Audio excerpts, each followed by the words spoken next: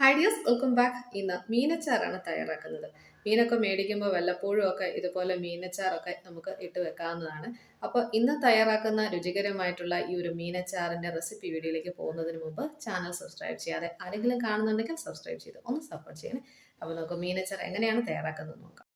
ഞാനിവിടെ കേരമീൻ കൊണ്ടാണ് മീനച്ചാർ തയ്യാറാക്കിയെടുക്കുന്നത്. മീൻ വൃത്തിയായി കഴുകി ചെറിയ കഷ്ണങ്ങളാക്കി നുറുക്കിയെടുക്കുക.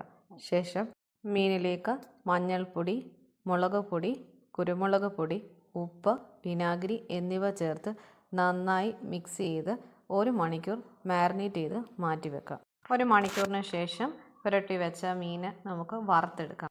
ഇനി അച്ചാറിന് വേണ്ട മറ്റ് ചേരുവകൾ നോക്കാം. ഇഞ്ചി, വെളുത്തുള്ളി, പച്ചമുളക് ചെറുതായി അരിഞ്ഞത്, കറിവേപ്പില, മുളക് പൊടി, മഞ്ഞൾപ്പൊടി, കുരുമുളക് പൊടി, കായപ്പൊടി, കടുക്, ഉലുവ.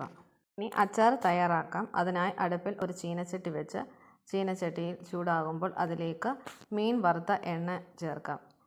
എണ്ണ നന്നായി ചൂടായി കഴിയുമ്പോൾ അതിൽ കടുക്, ഉലുവ എന്നിവ ചേർത്ത് പൊട്ടിച്ചെടുക്കാം. ശേഷം ഇതിലേക്ക് അരിഞ്ഞു വെച്ച ഇഞ്ചി, വെളുത്തുള്ളി, പച്ചമുളക് എന്നിവ മൂപ്പിച്ചെടുക്കാം. അതിലേക്ക് കറിവേപ്പിലയും കൂടെ ചേർത്ത് ഇത് നന്നായി മൂത്ത് കഴിയുമ്പോൾ തീ ഓഫ് ചെയ്യാം.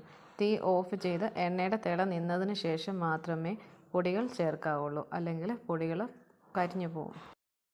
പൊടികൾ മൂപ്പിച്ചെടുത്തതിന് ശേഷം ഇതിലേക്ക് 1/2 കപ്പ് വിനാഗിരി ചേർക്കാം. വിനാഗിരി ചേർക്കുന്നതിനോടൊപ്പം തന്നെ അല്പം ഉപ്പും കൂടെ ചേർത്ത് നന്നായി ഒന്ന് മിക്സ് ചെയ്തെടുക്കുക.